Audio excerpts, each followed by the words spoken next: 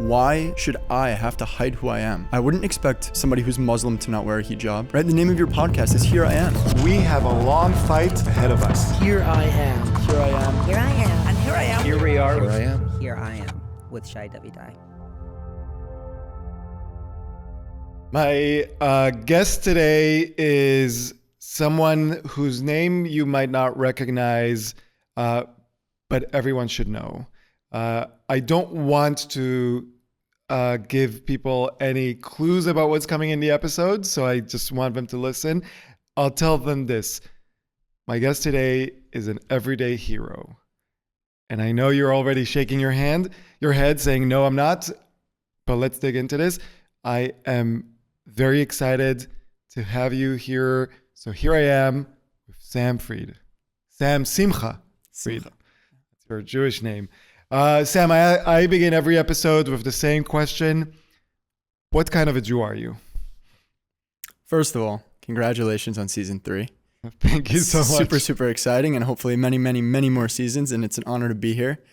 What kind of Jew am I? What I always tell people is that I feel that I'm the fighting Jew, right? I feel that I was born to fight, and that spans beyond just the physical battlefield, right?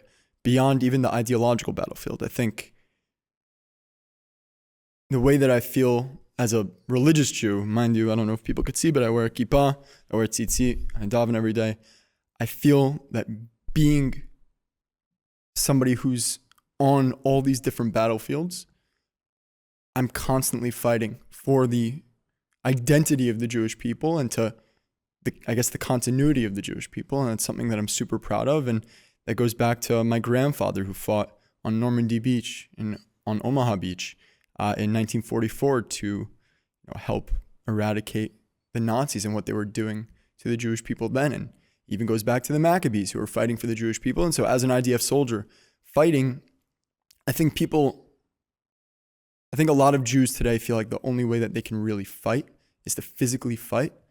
But it's not the case at all, right? I've been gone from the war for 8 months now. 9 months. And we'll get to the different battlefields because you've had multiple battlefields. But before we get to those, I want to ask you, have you always been the fighter Jew? I like to think so. I mean, look, growing up, it's easy to say. You were born and raised in Queens, New York. Yeah. Right? That's, I think, the first thing. So an American native Jew. Yeah. What was it like being Jewish in Queens as a kid, teenager? Were there any fights that you had to fight? Yeah, no, it's a good question. I think, growing up, I grew up in a very religious area and, I was Masorti, like I was Shomer Shabbat, Shomer Kashrut. And I think going to yeshiva growing up, I felt like I had very strong Jewish ideals and values. But I didn't really experience any anti-Semitism because everybody in my school was Jewish until I got to high school. And I went to Ramaz for high school, and you might be asking, how did you experience anti-Semitism there? But just as for people who are listening or don't know, Ramaz is like a very prestigious and incredible school in the Upper East Side, modern Orthodox Jewish school. Yeah, so I was on the subway after school one day, and I vividly remember, I used to wear like tzitzit out, kippah on the subway, and I remember probably 14, 15 years old. I was like a small kid. I wasn't this like 6'2" guy that I am now. And I remember I was on the subway. It was crowded in the middle of the winter. And it's like it's really cold and really, really stuffy. And the subway stopped short and I accidentally stepped on this guy's foot. Mind you, I'm a 15, 14-year-old.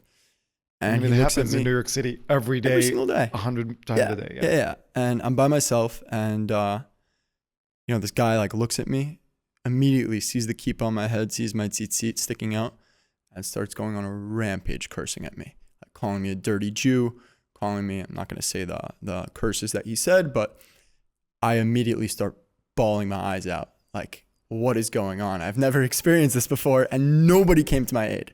And I was like... Wait, so this is a packed subway train, middle of the day. I assume you're going back from school or you're 15. Mm-hmm. The reason I want to emphasize the story because I don't think people sometimes they hear these stories and they kind of like glance over. But you're 15 years old. You're visibly Jewish. You made a mistake, like everyone does sometimes. You accidentally stepped on someone. They go on an anti-Semitic rant. And then what happens? People... Nothing. Everybody's just staring, watching me crying. And I mean, I didn't know how to react. This is my first experience with anti-Semitism in my entire life. And it's not like I didn't know that there was anti-Semitism. At 14, 15, you know that there's stuff. Obviously, this is before the war. This is before, I guess at that time, it was even before Tzuk Eitan, right? It was before social media was as big as it is now. And I felt so vulnerable to what I feel is like this Jewish innate sensation of like, wow, people are out to get me. You hear about it, you know about it, but you don't know it until you feel it. And that was my first time feeling it. And I was kind of like looking back on it now, how could nobody say a word when you visibly see a kid getting verbally assaulted by somebody else? And I mean, after that, I took my kippah off, I took my tzitzit off, and I stopped wearing them on the subway. And I was like, I don't feel confident that I can be me, because at that time I was so innocent. I didn't know that like somebody could even conceivably yell at a kid and call him a dirty Jew and curse at him for being Jewish, for accidentally stepping on him on the subway. And it was only until after the army did I say, no, screw that. Dafka, because that happened, I have to wear my kippah on the subway now. Dafka, because that happened, I have to be the strong Jew that if I see, not just against Jews, if I see anybody facing some type of verbal attack on the subway or in public, I want to be the person who's standing up for that person because somebody didn't stand up for me. So yeah, let me ask you this, because I didn't grow up here. Growing up in Israel, there's a lot of things that you deal with, things that are not normal. Being called a dirty kike is not one of them. In your experience, just living here, was that a unique experience, or is that something that happened to your friends? Like when you told your friends at school, your parents, your cousins, what was their reaction? Honestly, looking back on it, I don't even think I told anybody. I was so ashamed and so fearful. I don't even think I processed it until later, that it was like this like attack against my identity, right? I didn't view it as like something like that. I was like, oh, like this is just something that happened. And then like obviously my actions of taking my kippah off and being fearful subconsciously kind of came from that. But something that's interesting that you said growing up in Israel for you is, and this is something that I explained to my teammates in the army, is that I think one of the biggest differences between Israelis and Jews in the diaspora is that Israeli Jews often feel like it's the world against Israel. Whereas in America, yes, we understand there's a war against Israel and Israel's existence, but we feel that the underlying tone there is inherently anti-Semitic. Israelis don't really understand what this idea of anti-Semitism is necessarily, right? Because it's so focused against Israel all the time. So when I was explaining to my friends during Shomer HaChomot, in Operation Guardian of the Walls in May of 21, where Joey Borgen was attacked in the street, and Joey's family and I go way back, I was like... By the way, I should say Joey Borgen is an American Jew, was attacked in the street of New York, 2021, by Within Our Lifetime. So Within Our Lifetime is a hate group. They had a protest in May 2021, and then 7, I think, of its members were texting, let's find a Jew, let's go on a Jew hunt, which we then later saw in Amsterdam a few years later. And they really, if you look at the pictures, beat him to pulp. Yeah, I mean, neck brace and everything. And so when I was telling my friends that that's kind of what's happening in New York City. We're talking in Manhattan. We're not talking in some random place in Arkansas or whatever. You're talking Manhattan with 2 million Jews in New York State. Like, this is the reality of what diaspora looks like for Jews, where people are targeting Jewish stores, where people are targeting visibly Jewish people. And my friends are like, "Chi, ma ta omer?" Like, Azov. They're saying, like, what are you saying? About? What are you talking about? And I'm like, no, you guys don't get it. People hate us. They hate us because of our blood. No different than they've hated us throughout history. No different. But let me play devil's advocate, which is people might be watching or listening would say, look, well, you hid your kippah, you hid your tzitzit, and you're safe. Like, what's the big deal? Like, no one hates you because of your blood. You're just like, you just be like everyone else. Don't stick out. Like, what would you say to that? I mean, I love you, but that's the most ridiculous thing in the entire world, right? Why should I have to hide who I am when I wouldn't expect somebody who's Muslim to not wear a hijab? I wouldn't expect a black person to wear whiteface. I don't want to have to hide who I am. Why should I? Right? The name of your podcast is Here I Am. I am proud to be Jewish. Right. I deserve to be Jewish, not because of me. What are my merits that I deserve to be Jewish? No, I deserve to be Jewish because of the millions of people who had to die because they were Jewish, because they didn't have a chance to fight. They didn't have the opportunity to wear a kippah in public and be proud about it. You know what they had? They had to wear a yellow star. They didn't have the opportunity to put the kippah in the pocket and say, okay, like I can hide. They couldn't hide. So who the hell am I to say that, okay, I can hide? I'm done. We're done with that. That time is over. That's very true. And I will take it even a step forward and say, I've heard this argument, which I think is a very compelling argument. The Jews that are hiding are making it more difficult for the Jews that aren't. Without a doubt. Because there is power in numbers. And if in a group of 1,000 Jews, only 100 are visible, they will be targeted. But if all 1,000 Jews would be visible, we won't be targeted because we will be there on the streets and people will see us. I think even beyond that, and you're absolutely right, but I think beyond that, there's this idea that if you have most of the Jews who simply are like, okay, well, we can hide because we can take the kippot off, or we can just say we're against Israel and people won't come and get us, they don't understand what the actual problem is, right? Before Israel existed, people still hated Jews. The Holocaust happened, Israel didn't exist, right? I mean, before that, Spanish Inquisition, Israel didn't exist. People hate Jews because people hate Jews. There's no real justification for it. And so if you think that you can hide, you're missing the whole point. This is baseless hatred. Right.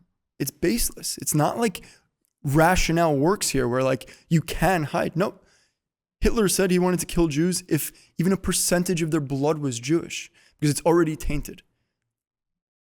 It's the same, by the way, it's the same with race laws that used to be in the United States. Exactly. And nobody was asking, why are people racist? They were saying, as they should, racism is bad, period. Let's eradicate Get rid of it. Yeah.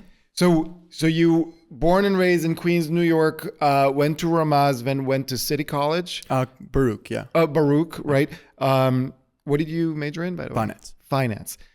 2020, you graduate, you're 22. Then what?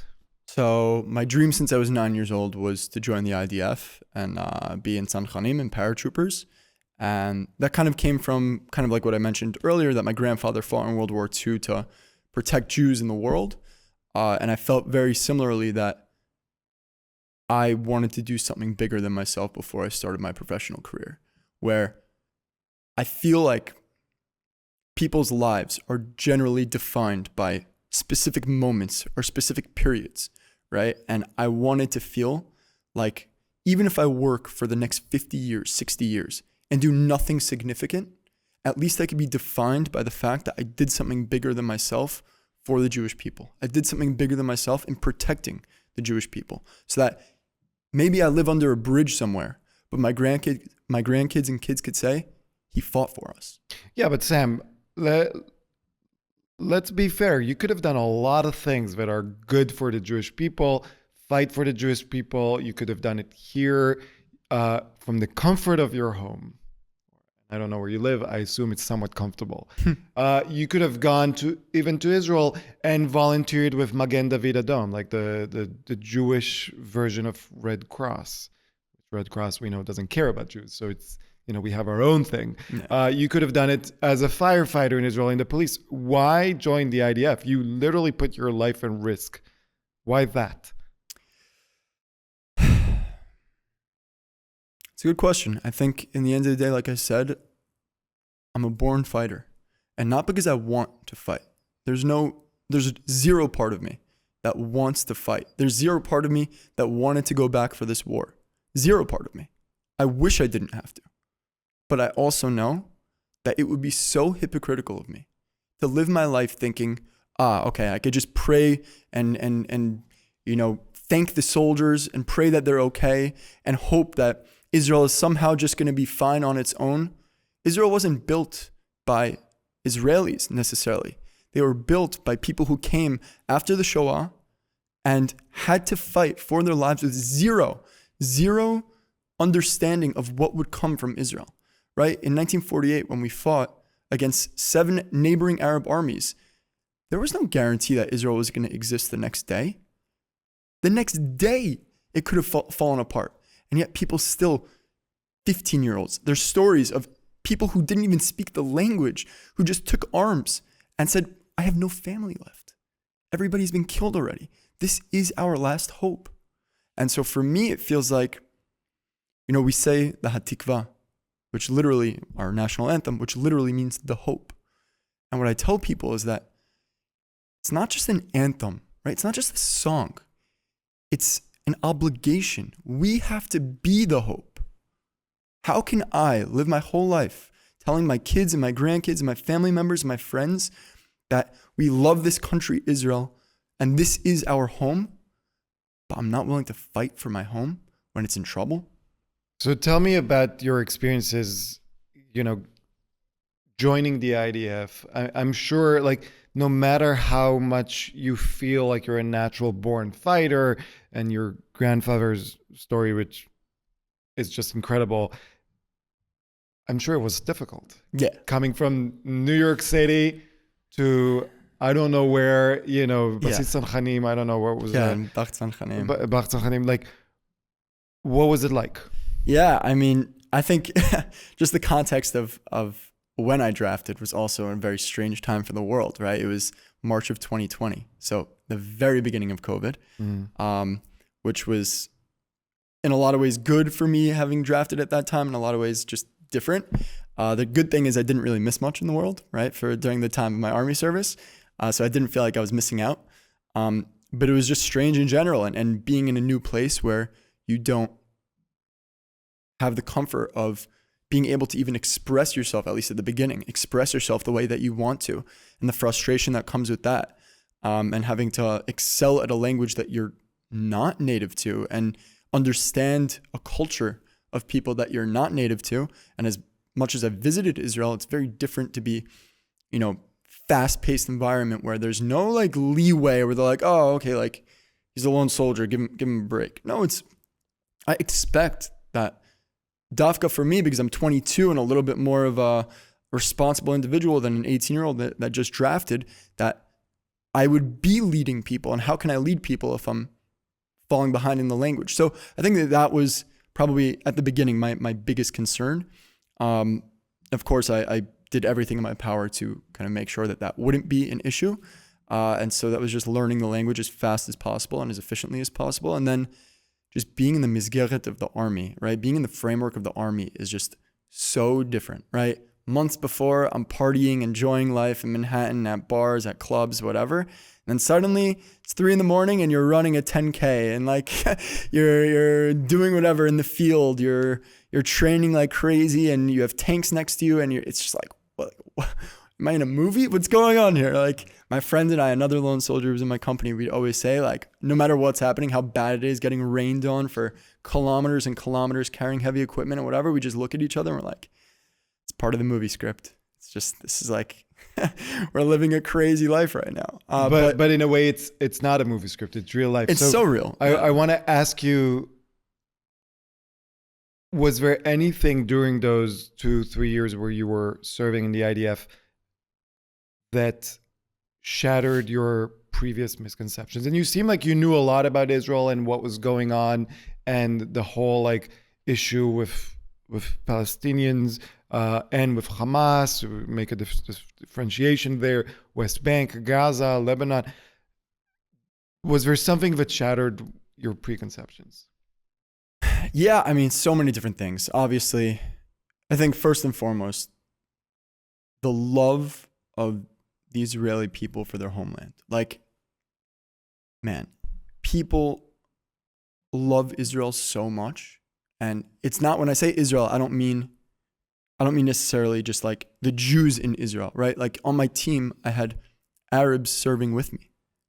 And they love Israel just the same, right? And I didn't know if I really expected that to be the case.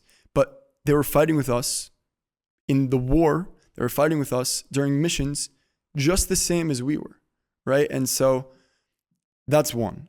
Two, and I guess kind of... By the way, and I think that's an important thing, because for people to understand, Arab Israelis, vast majority of them feel like they are an important partner in this venture, Immensely in the Israeli, state. And to you and I, that maybe doesn't come as a surprise. Yeah. But for people that have been fed lies about apartheid and about ethnic cleansing, like people have been told this very twisted story.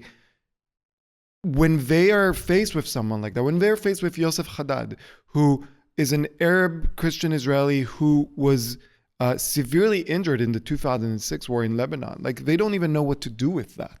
Yeah, because that doesn't meet the narrative, right? No. It's that we're subjugating every single Arab in Israel to them. And it's just simply not the case. These people are among the most Zionistic people that I know. Right. And we're willing and still willing to die for Israel. And by the way, I think it's super important for people to understand is that when Iran is shooting 300 ballistic missiles and the Houthis are shooting UAVs and Hamas and Hezbollah are shooting rockets into Israel, they're not saying, okay, we're targeting specifically Jewish people. They're targeting Muslims, they're targeting Christians, they're targeting Jews, they're targeting anybody. And when these terrorist attacks happen, they aren't specifically targeting Jews. It's Muslims as well. On October 7th, Muslims were killed.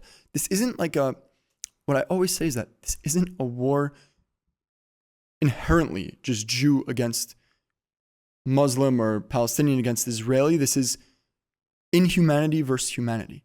We protect, as an IDF soldier, my job is to protect people. I don't care what your religion is. I don't care who you are. I don't care who you serve. My job is to protect you as an innocent civilian. That includes Palestinians. I'm ready and willing to die for Palestinians just like I am for Jews, just like I am for Israelis. It does not matter to me. Innocent people are innocent people. It's that simple. But to your question, I think another really interesting thing that people maybe don't understand, and this is a huge talking point about the war specifically, is Israel's failure on October 7th. So when I served I was on the Gaza border from June to November of 2021.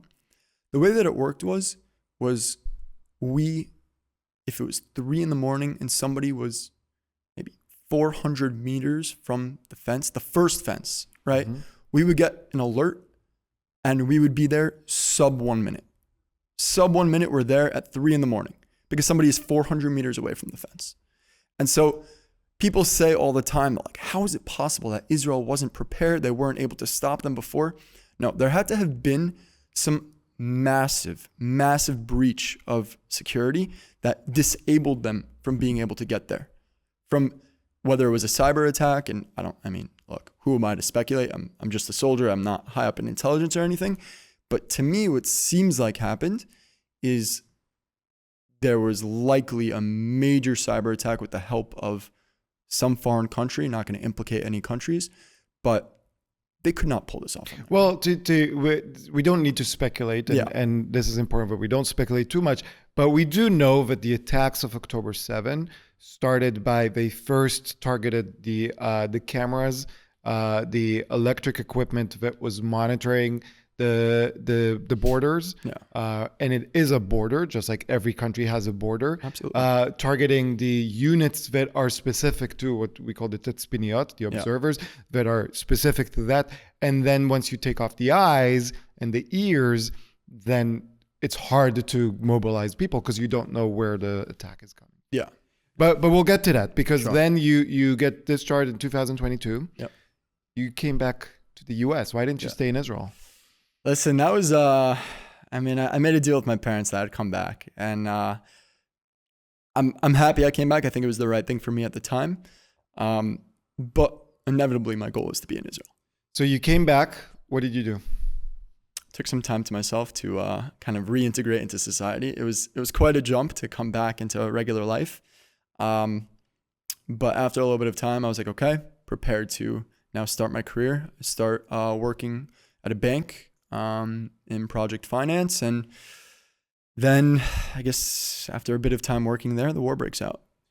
So let's get to the war. October 7th, where were you? Yeah, so I was in the city. I was by one of my friends celebrating the holiday, Simchat Torah. And another one of my friends who was in the army with me, he was in the same battalion as me in San Khanim, just the draft class after me. And we were out late the night before, got back. I guess at the time that we had gotten back at like 3 a.m, things had already begun, but because we're both observant, we didn't know. Then at like around 7 a.m, our friend who isn't observant woke us up saying like, guys, something crazy is going on in Israel. Just to be clear for people who are following this and might not be sure on this, being an observant Jew on Shabbat, Saturday, and on a Chag, a holiday, you don't use your phone, you don't use TV, so you're disconnected from the world. Yeah. So you have this, which is, by the way, a beautiful experience to be disconnected once a week from the 100%. world. And then your friend tells you what? Something's happening? Yeah, he says like, guys, Israel's at war, right? And we're hungover and we're tired and it's 7 a.m. on like a Saturday, right? We don't know what's going on. And the way I explain it to people is like when somebody who isn't in the army says to you like, oh, Israel's at war, as a soldier, you don't immediately think, okay, Israel's actually at war. Right. You think, okay, this is like a civilian who doesn't really understand how things work necessarily, right? Because when I was in my service in May of 21, 4,500 rockets were shot into Israel over the span of 11 days, and we didn't go into Gaza, right? And so I'm thinking, okay, probably maybe a terrorist attack, maybe unfortunately a bunch of people killed. It doesn't necessarily mean we're at a full-scale war, maybe a bunch of rockets, but it doesn't necessarily mean that there's a war. Then obviously he throws on the TV and shows us, Kilo, what's going on. Which is, by the way, something that I've been talking about, with people almost as a side note, like an afterthought, that Israel is, to my knowledge, the only country where hundreds or thousands of rockets can be shot onto the center of the country and people would be like, yeah, okay. Again, it's not an act of war. It's not an act of war. It's just life. Yeah. That is something that, on the one hand, is incredible. Like, how strong are the Israeli people and the Jewish diaspora to take that and say, you know what, that we're stronger than that. We keep going. And on the other hand, like, that is a problem. The world doesn't understand what it's like when it's routine to be shot at. It's more than a problem. It's sad, right? In the end of the day, that is probably as a result of, international coverage and sympathy with the other side. But the way that I ask people is, if one ballistic missile from any country in the world was shot towards the United States, even if it missed, what would happen? One ballistic missile. That country would be obliterated. Yeah. There would be a big problem for that country. And I'll tell you even more. The government would find a way to stop these pro-terror protests in New York City and in If somebody LA. if somebody was supporting that group who fired and maybe even missed one ballistic missile, those people would be fired from their jobs. Those people would be definitely not being supported to protest in the street in support of that organization. So, so you find out that Israel is indeed in the war that was thrust upon us. What was your first reaction? What did you do? I mean, look, it's kind of a blur, the whole thing, right? I in my head, I'm thinking, okay, this is like too crazy, right? But I guess the other thing in my head is, all right, how do I get back to Israel? And my friend and I, we end up going to his rabbi. We get like the rabbi gives us like a heter, like we can go and open our phones because it was still Shabbat. We technically can't unless it's to save somebody's life. And so we open our phones and 45 missed phone calls, my teammates talking about their friends who have been killed and haven't been able to get into contact with certain people. Some of my friends already fighting in their communities because terrorists have overrun them. And you're talking about like this feeling of like, how is this happening? Like this can't be real. Like we're talking my friends, my close friends currently fighting for their lives in their communities. And what I'd like to kind of ask the people watching this are, imagine your community and suddenly in your home, the safest place you should be able to be, there are terrorists outside and you're hiding in your bomb shelter, which should be the safest place in your home. And they're in your house shooting at your bomb shelter. Like these are things that like normal people just cannot understand, that the reality of what was happening. It's different than, I mean, I'm not minimizing at all 9/11, right? Because obviously it was the most devastating thing to America probably since Pearl Harbor. But your home, the sanctuary of peace in your life, is being targeted by terrorists who have overrun your home and taken your parents, taken your children out and brought them back to enemy territory. And you are now tasked, you, your brother, your father, your uncle are now tasked with saving every single person in the community from massacre, from rape. I can't even imagine the nightmare of what that means. Like, it's so viscerally scary. It's worse than anything I can even imagine. The weight of responsibility that I'm sure at the moment they weren't thinking about. But looking back on it, it's like the only thing at this point, because the army hadn't gotten there yet, the only thing in between terrorists and my entire community is me, my dad, my brother, my uncle, and my best friend. I don't know how you reconcile that. I don't, and like, God bless all the people who are protecting these kibbutzim and the Otef. And unfortunately, we lost a lot of people, but I mean, it's unbelievable. And so my friend and I are saying, okay, we need to get back to Israel now. And obviously there was an indication. Let me stop you here. Yeah, go ahead. I have to stop you. You just expressed this, probably the clearest way to explain what was going on October 7th. The feeling that you have to protect your family.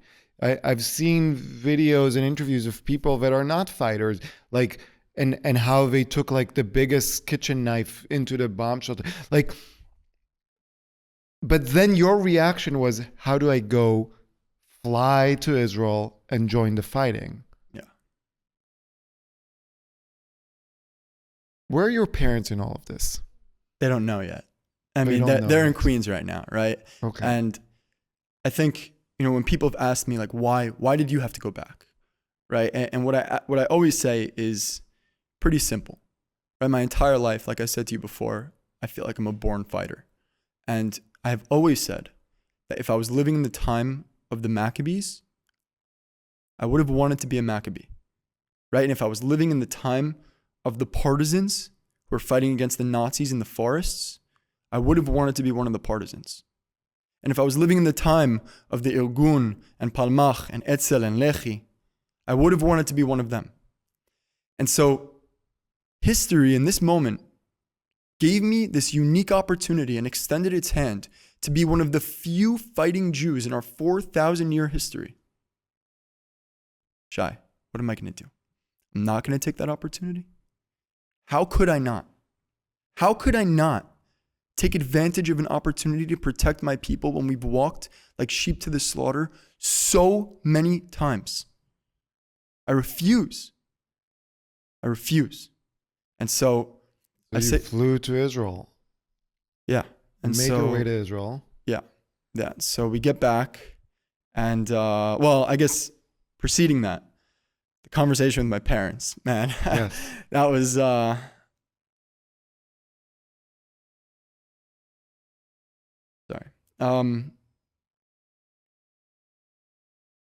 What did they tell you when you said, I'm going back? I think, and I imagine, just knowing you very briefly, but knowing you weren't asking to go. You were telling them you're going. What was their reaction? Look, I get home after the Chag. My two friends drove me home. And I'm like already shaking walking into my house. And I remember opening the door. And by the way, like after Shabbat, after a Chag, my mom would always call me and say like, hey, like, how was the holiday, whatever. No text, no call, obviously, because I think my parents knew just as well as I knew. And I get home, I open the door, and I lose it. Like I just sit down by the door and I'm just crying, and then I already see my family crying. Like they know I'm going. They know. And I'm the only boy in my family, right? I have 2 sisters, and I'm the only one who was in the army. And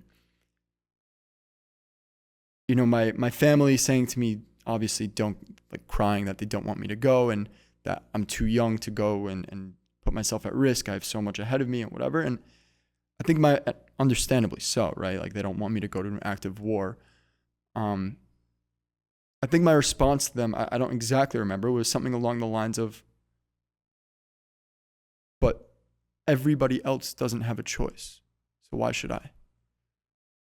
I don't have a choice, right? We don't have a choice. We have to fight. They have women, they have kids, they have grandparents, they have Holocaust survivors. What choice do I have? What kind of hypocrite would I be if I sat at home and watched on the television as my friends are going to fight when they don't have a choice? And this is the fight of my life. Like I said before, people are probably known for one specific thing that they do in their lifetime. This is mine. And I would not be able to live with myself ever again.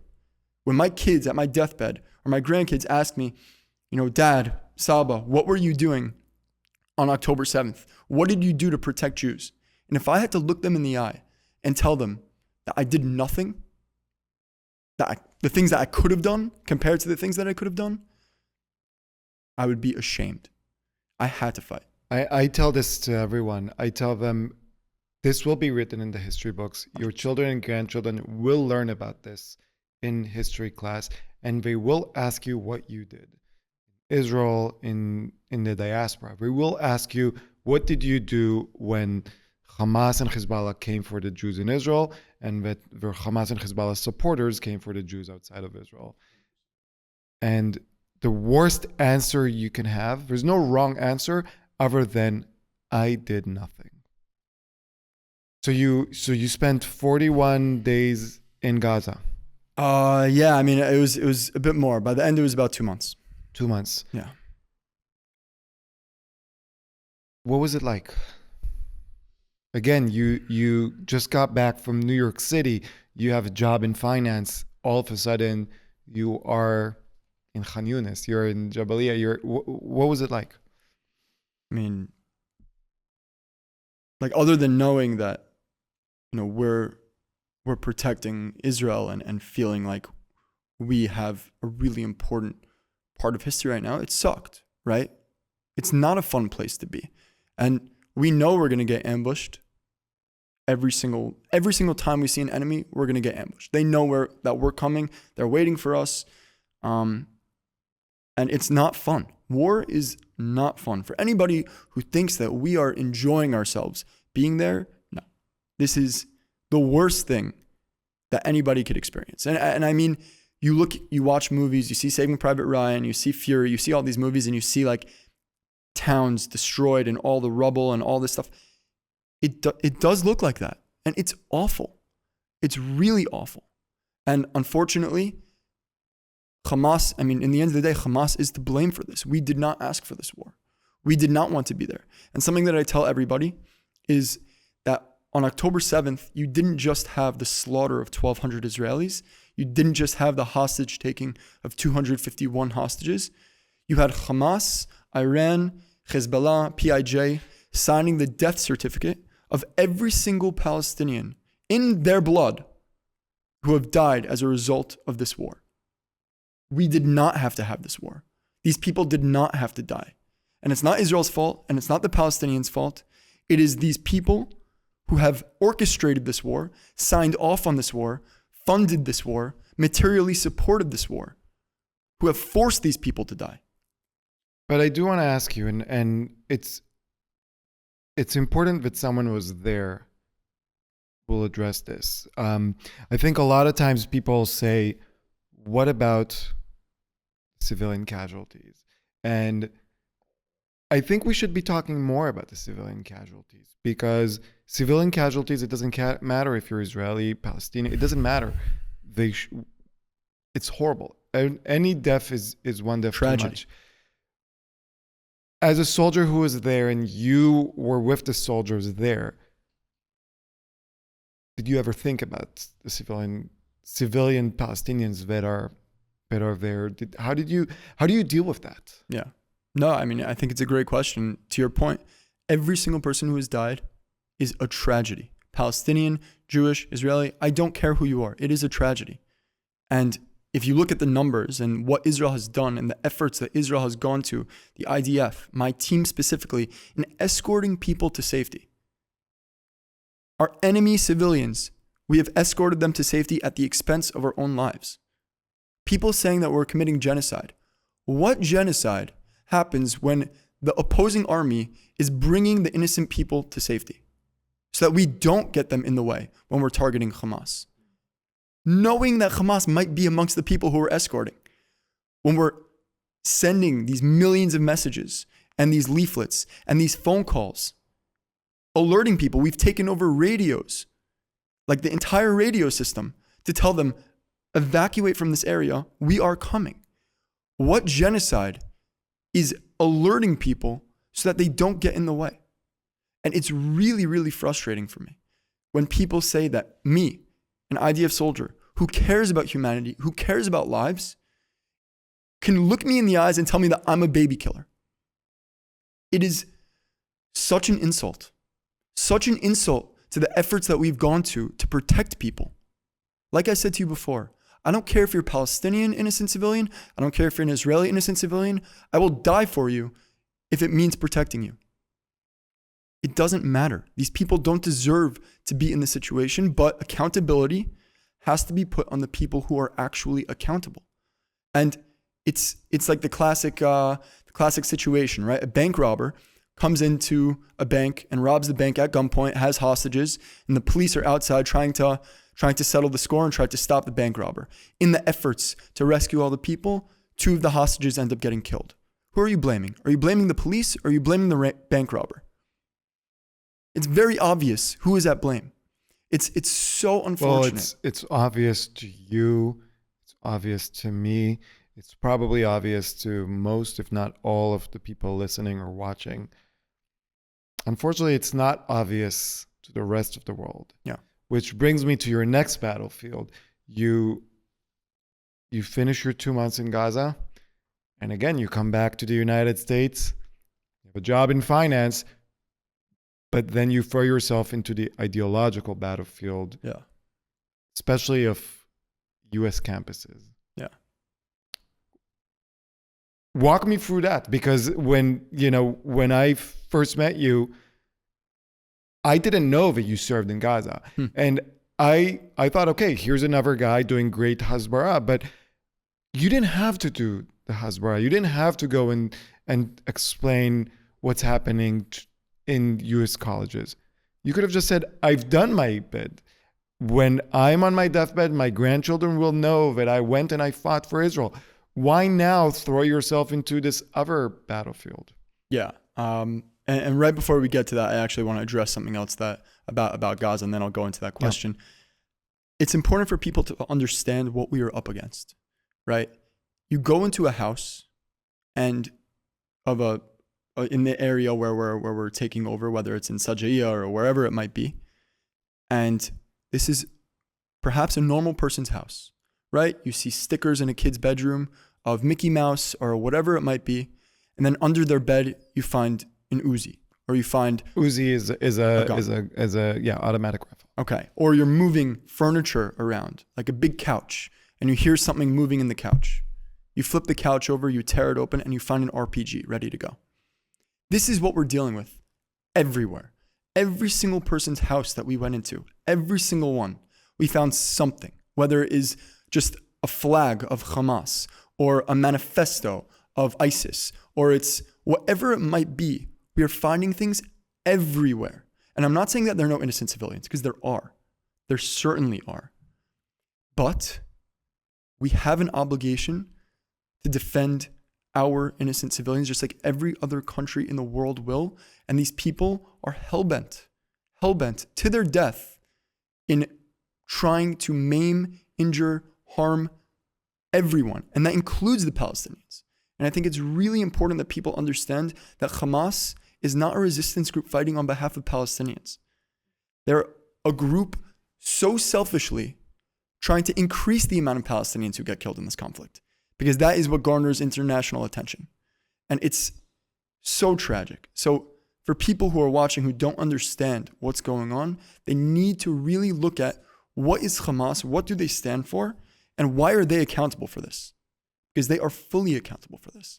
But to your question, for me, it felt a lot like, look, I just came back from this physical battlefield, and I felt it would be, once again, hypocritical of me to not do something that I can do. I know I can speak. I know that I have these firsthand experiences and accounts that most other people in the world do not have. And how can I not use my voice, right? If something that my rabbi told me that I thought was really, really special, he said, if God's plan for you wasn't that you would die al Kiddush Hashem, right? It wasn't that you would die sanctifying God's name in battle. That means that you have to live al Kiddush Hashem. That means you have to live sanctifying God's name. And that's not necessarily a religious thing, right? The way that I view that is if the plan wasn't that I was supposed to die saving my people, that means that I have to live saving my people too. And that means doing whatever I can, trying to educate people on what's going on in the conflict, trying to show them that I am a human. I'm an IDF soldier and I will defend Israel to my dying breath, but I'm a human being. And so my 3 tenets have really just been, empowering Jews in this time through the stories, through the miracles that happened to me during the war. Because I shouldn't be speaking to you right now, Shai. I mean, I should be dead. The amount of times that my team and I were ambushed and evaded rigged houses and all these things, I should not be alive. So if I'm here, it means I have to do something with it. So empowering Jews is one. The second is having dialogue for peace, right? Trying to speak to people and educate them on what's going on. But what I usually do when I speak, especially to somebody wearing a keffiyeh or a Muslim who's hurt, and they deserve to be hurt. This is a very, very difficult situation, but you have to show empathy, right? And so what I usually do is I say to them, listen, your Ibrahim is my Avraham. We share a grandfather. Let's have a conversation so that we could be caring grandchildren, so that your kids and my kids do not have to fight in the cycle of violence, because it's really only going to go one of 2 ways, right? It's either going to be another war and another war and another war and bloodshed and bloodshed and bloodshed for the next 100 years plus, or we actively decide on a civil solution here in which coexistence is the answer, where I can sit at a restaurant and you could sit at the same restaurant and we could play sheshbesh against each other instead of fighting against each other. Backgammon. Exactly, same thing. And then my third tenet is something that I think I'm uniquely positioned to do, which is humanizing the IDF, showing that we do care. We are only fighting for peace, just like any other country in the world would have the right to do under the same circumstances. We are not trying to hurt Palestinians. We are not here for nakama, for revenge. This is not about revenge. We are not trying to take over Gaza. We're not trying to obliterate people responsible for this. We are only trying to stop people who are supporting Hamas, who are Hamas, who want Israelis and Jews to be killed, because we have an obligation to do so. What country would accept 1,200 of their civilians being massacred and just sit on their hands and say, okay, yeah? What country would allow 251 of their civilians who are hostage and still 100 of them who are hostage as we speak over 420 days later and just sit on their hands and do nothing? No country in the world, Shai, no country in the world would accept that. And yet we're supposed to? For sure. That's exactly, that's the crust, that's the core of the matter. That's the issue that we're dealing with, this double standard. And you've been one of the people going around and explaining this, telling people, showing people who we are, who you are. I've seen a video of you in I think it was Boise, Idaho, where someone asks a question from the audience, and you listen to the question very respectfully, and then you say something like, "Let me tell you the facts," and you go on like a 7-minute fact-focused. Here are the numbers. Here's what happens. Here's the things. Do you think the facts matter? Do you think the facts actually change that person or other people's minds? That person, no. And something that I've noticed is that generally when I have these conversations, whether it's on campuses or on the street, I'm generally not speaking to that individual. I'm speaking to them, yes. And I'm directed at them, yes. But when I'm speaking, I know that there's the 20 people around us listening. Or if it ends up becoming a clip, it's the people on social media who are listening. Because that person, they're probably already too far down the rabbit hole of misinformation. They don't care and they're not going to change their mind. Everything is confirmation bias for them. I need to target the people who are unsure and are saying, he brings up a good point. Maybe I should look into this a little bit more. Those are the people I'm targeting. Because I'm not going to get that guy. That guy in that video, he has probably seen the video. It has millions of views and he doesn't care. Right? He's not going to change his mind. Does truth matter? Today, it doesn't matter. Today, in our environment, I don't think that people value truth the way that truth once was valued. I'm hoping that in the future, whether it's in 5 years, 10 years, 20 years, or in 100 years, that this idea of truth is something that is restored, that people actually do care and do look at facts and say, okay, this is objectively what is going on. Today, there's too many people who don't look holistically at, okay, what is going on? What is the context of what has happened? Why have this happened? People are too eager to just jump at, okay, it's an open air prison. But don't ask, well, when did that start? How did that start?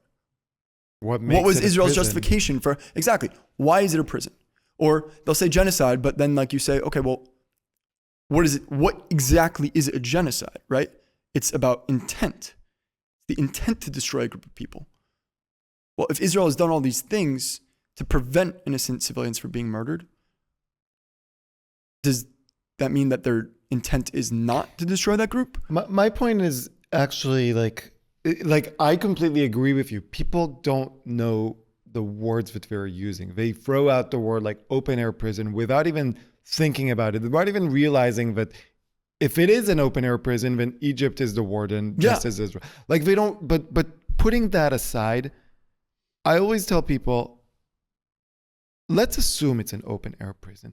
Let me go with you and say that, yes, it is a prison. I disagree, but let's say it is.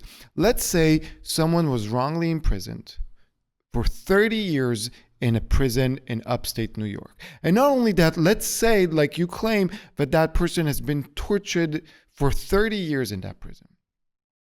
And that person is able to break out of that prison. And the first thing that person does is murder all the prison guards and the wardens. And their kids. Wait. And people say, I'm not for that, but I can understand. But then now let's say that that's not enough. And that person goes and murders every prison guard's parent. And kidnaps their kids and rapes their daughters. Like, at what point will you say, you know what? Even someone who breaks out of a prison, which I don't buy even the argument that it is an open air prison, but let's say it is, even someone who breaks out of a prison, you wouldn't stand with that. 100%. And Shai, the example that I try and give people to show them that double standard is as follows. I say, under that guise of moral authority that this person who has been wrongly imprisoned has, you are now supporting that the Jews who escaped the Holocaust, after 6 million of them, and it was a real genocide, in which gas chambers, crematorium, death marches, you are now supporting that they should have come back to Europe and massacred every German that they could see, every Pole they could find, and pretty much everybody in Europe. That is what you're saying we have the right to do. Which is of course ludicrous. Not true. And that never happened, by the way, right? So, I mean, you're saying that every Native American has the right to murder Americans. Moral right to murder every non-Native American. It's unbelievable. Right? Like that's what you're arguing. Yeah. By saying that, the Native Americans were victims of actual genocide and ethnic cleansing by white Americans. That is recorded. But being the victim, having the status of victim, doesn't give you the moral authority to now be the victimizer. Yeah. I also think it's super important for people to understand, like, okay, you want to call yourself a victim. And I guess we could get into what a victim actually is, but there has never been, ever, in history, a group of people who are victim of genocide, who have received over 40 opportunities since said genocide has begun, brokered by third parties, that they could end the genocide today by releasing hostages and lowering their arms, and they said no. Show me another example in which did the Jews in the Holocaust ever get the opportunity for a ceasefire? Are you kidding? 40 opportunities has Hamas had to end this war. They have said no. This could have been over in October. This could have been over in November, December, January, all the way until now. We're now in 2020, almost in 2025. This did not have to happen. These people did not have to die. Hold the people accountable. Hold Hamas accountable. They are enslaving the Palestinian people. They are the enemy here. It's not Israel. It's not the Palestinians. It's Iran, Hamas, Hezbollah, PIJ. They are responsible. And people don't understand. I should say PIJ is Palestinian Islamic Jihad. Yeah. And what people don't understand and they refuse to acknowledge is that these are US and EU designated terrorist organizations. This isn't like just some random group. These are legitimate terrorist organizations. And the fact that people and what people are kind of misguided in is that they think like, okay, Intifada revolution is going to help the Palestinians. No, what happened on October 7th only hurts the Palestinians more, right? If you throw a rock at a hornet's nest, you might knock the nest down, but the hornets are going to come and get you. And you know who's going to get hurt by that? The innocent Palestinians. And if you think for a second that Hamas didn't know what was going to happen, you were sadly mistaken. They knew exactly what was going to happen. And they took that weight and said, we're willing to make the sacrifice. It's so sad. I wish we had more time because Yeah, I want to talk a there's so lot. much. I want to talk about the college experience, and I'll have you back again. I do, before we finish, I want to ask you what happened on CNN. The unaired Sam Fried. Yeah. So as I was kind of doing a bunch of my speaking, somebody from CNN reached out to me and asked me, like a pretty known, well-known news anchor, I'm not going to say the name, but he reached out to me and said to me that I should come on and have a chat with him. He wanted to interview an IDF soldier to see what my thoughts were on what was going on. This was back in probably April. So I had recently come back from the war. I came back in February. April 2024. Yes. I'm all excited. A bunch of people were saying to me, this is not a good idea. CNN is not on our side. They're going to try and connive and misuse your words. And I said, no, actually, this is a wonderful opportunity for me as a proud Jew to show the humanity of the IDF and to highlight our interest in peace and peace alone. And so I go on and I'm ready and I come prepared, and thank God that day I brought it, right? I am challenging this guy on everything that he says. Unfortunately, it wasn't live. I wish it was live, Shai. For instance, this guy he asks me all these different things about, war crimes, etc. And he says to me, one of the things he says is, as an American Jew, you're a US citizen, why did you have to go and fight in this war? Why did you have to go to Israel's war? And I said to him, well, beyond the fact that this isn't just like an Israel war, 46 US citizens were killed on October 7th, which makes it a US conflict as well. Beyond that, there are currently, at the time, there were eight US hostages who are literally in Hamas dungeon prisons as we speak underground. Can you name a single one of them? Crickets. And I say to him, CNN anchor. Yeah. Name And by the way, American hostages. he is one of the national security correspondents for CNN, one of the chief national security correspondents for CNN. And I say to him, shame on you. Shame on you that you can every single day post things on your Instagram and say things about Israel and dictate how Israel should do the war, but you can't name a single US citizen who has been hostage in Gaza since the beginning of the war. How dare you? How did he respond? Jump to the next question. And I was like, man, you really... And so, lo and behold, I said to them at the end of the interview, I said, all I ask is that when you put this piece out, that you highlight that I was saying that we want peace, that we do not want anything besides peace. And they said to me, yeah, no, it's for the integrity of the story. Of course, we're going to give you a fair shake. I'm like, I don't care about a fair shake. Highlight the truth. And twisting my arm, they're saying, we're going to put it probably at the end of this week. And I'm like, okay, cool. End of the week comes, I say to them, okay, well, what's the deal? They say, next week. Obviously, the next week comes and goes. I'm like, is there any update? Week after. A month goes by and they say, yeah, you know what? We're not going to use the piece. And it's so unfortunate because a news agency as big as CNN, who claims that it's about the integrity of the story, they have the opportunity to show both sides. They have the opportunity to have opposing views on, which shouldn't shake them completely to destruction, but just show the truth. Why would you want to, if I'm saying we want peace, what is it to CNN to not show that? I'll tell you what, the truth doesn't sell ad space. The truth is not ratings, and that's the math. Unfortunately, that's the math that too many of these media outlets are thinking. And I don't blame them. They have been conditioned to only think about money. And when you only think about money, truth comes second, which is, by the way, one of the reasons why when we started this podcast, it was clear to me, no ads, right? If we get money, it's only from private donors, which, by the way, this season 3 is sponsored by thousands of people who just reached out and sent money, and I'm so grateful for them. Amazing. Once you get beholden to your ads and your sponsors and whatever, the truth they don't care, even for a news agency like CNN. Unbelievable. I don't know how much time we have left, but I guess I have a couple of, if there's room for a question. I have to wrap it up. Okay. But let me give you one. Yeah, one thing you want to, and then I want to wrap it up. I wish we could. Yeah, we could speak forever. Man, which question should we go with? I guess, how do you view Jewish leadership today? Where I guess there's no more Menachem Begins, there's no Natan Sharansky's who are our compass. Where do you see us going in terms of following either, is it a collective? Is it individuals? How should we go forward?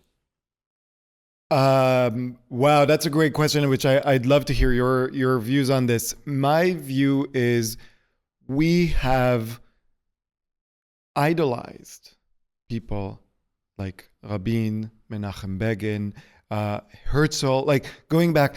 And what we forget is all of them just started as regular people, teenagers, young Jews that just wanted to do something. We know the end result, right? We see, like, for example, Shimon Peres, right? He was the president of Israel, was, prime minister, love him, hate him, was a leader. My grandfather knew him as his madrich in Noar Oved. Really? When my grandfather was 16 and Shimon Peres was 18 or 19, right? So you don't start as a leader. You just start as someone who starts doing whatever needs to be done. And if people follow you, then you become the leader. That's my view. But what is, you've been talking about this so much. What do you see? I mean, no, I think what you're saying is really the correct thing, right? And it's that the people who we look up to are regular people. You, prior to October 7th, you were just just these regular people. Anybody has the opportunity to become a leader. And I think what's super important, and this is, I guess, how we could conclude, is that every single person today, you don't need to be a soldier, you don't need to be an influencer, you don't need to be on the ideological battlefield, but find the thing that you can lead in. Find your fight.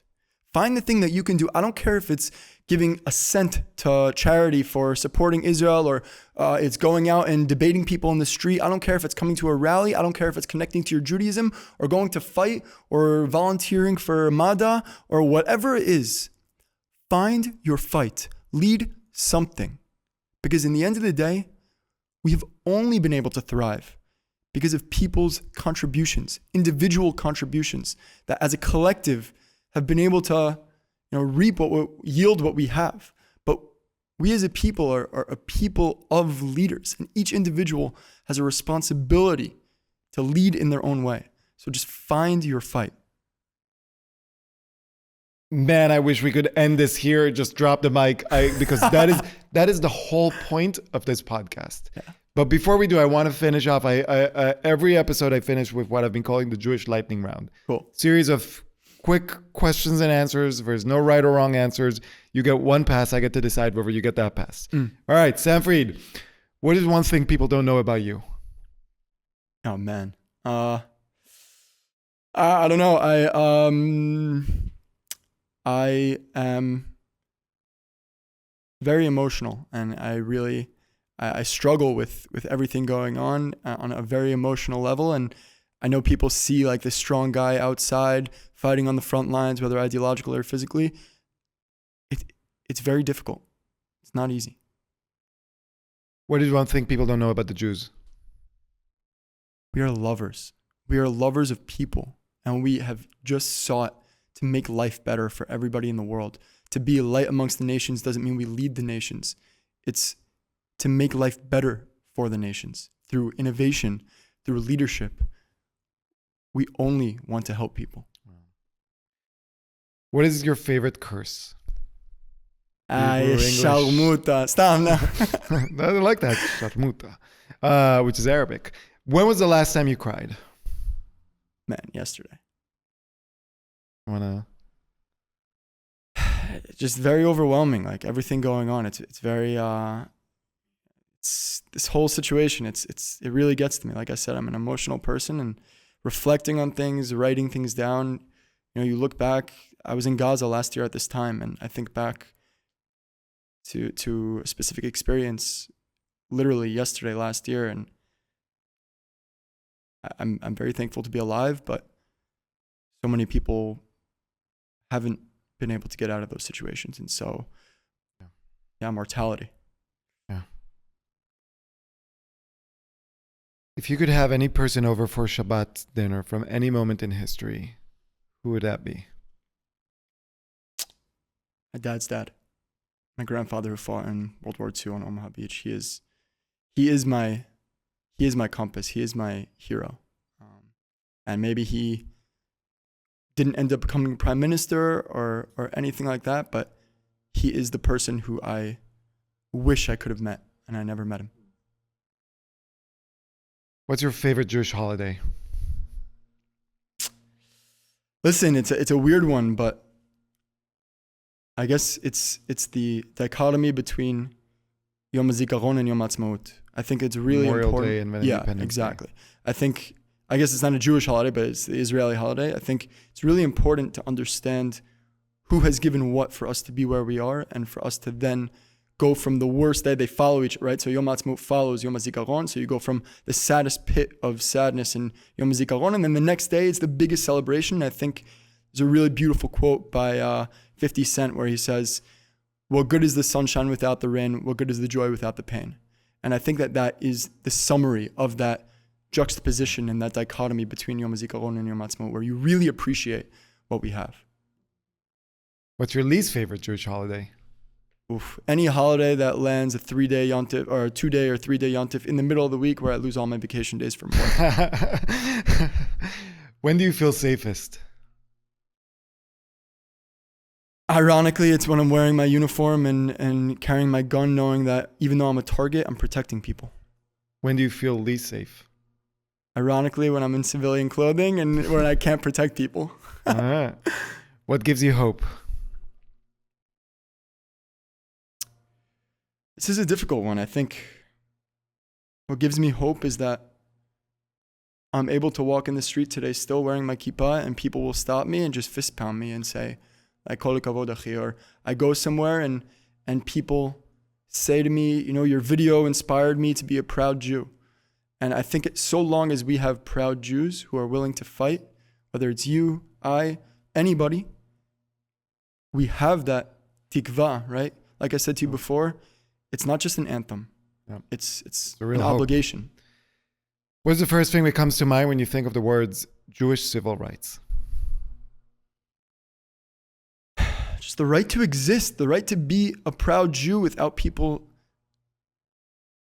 hating us just for being. What is it? What do we have to do to prove our existence is not only rightful, but we've contributed so many things to society. You would think at this point that people would just be like, wow, maybe we should just let them be. Maybe they'll do something good. You'd think. Yeah, right? All right. Finally, every episode, I urge the listeners to donate to one charity that does good in Israel or across the Jewish diaspora. Where would you want listeners to donate to this week? Oh, easy. The Shai Davidai podcast. I'm kidding. No. Yes, please send money to Here I Am with Shai Davidai. It's on GoFundMe, but that's not the most important thing. There's a great organization called Nevut, Nevut, and Nevut does a lot of good for lone soldiers specifically who have come back from the war, and there's many of them in the diaspora who they don't get, help psychologically after the war, and it's kind of like I would not be able to be where I am today speaking about these things and whatnot without Nevut's help. They help either financially, psychologically, with therapy. They do retreats for lone soldiers, and we're going through it and battling on a day-to-day. And to have an organization who supports us and is willing to, put their time and energy into helping us be the best version of us that we could be after experiencing all the things that we did in the war, super, super important. So Nevut, Nevut. Correct. Sam, where can people find you? On Instagram, SamFried26. Fried is spelled Fried, for those who don't know. And just reach out. I'm always down to have a chat and happy to come to your community, speak, debate, whatever you want. I'm definitely going to have you back because there's so much more of it I want to talk about. But I started this episode by referring to you as an everyday hero, and I want to conclude it by referring to you as everyday hero. And I know it's not something you want to hear or like hearing, but the point that I want to make is you grew up in New York City. You went to enlist in the IDF. You came back to New York City. You then volunteered to fight on October 7th. Then you came back to New York City. You're doing this ideological battlefield in the US, and you still have a job in finance. It's not like you're showing people that everyone can do something. You don't have this to be your entire career as activism, but you have to do something. So I am so glad that we were able to organize this. I'm so glad that you're here. Thank you so much. You're off to work, I know, after this. But I'm very, very, very grateful to say, here I am with Sam Fried. It's been an honor. Thank you so much. Thank you so much. Am Israel Chai. Am Israel Chai.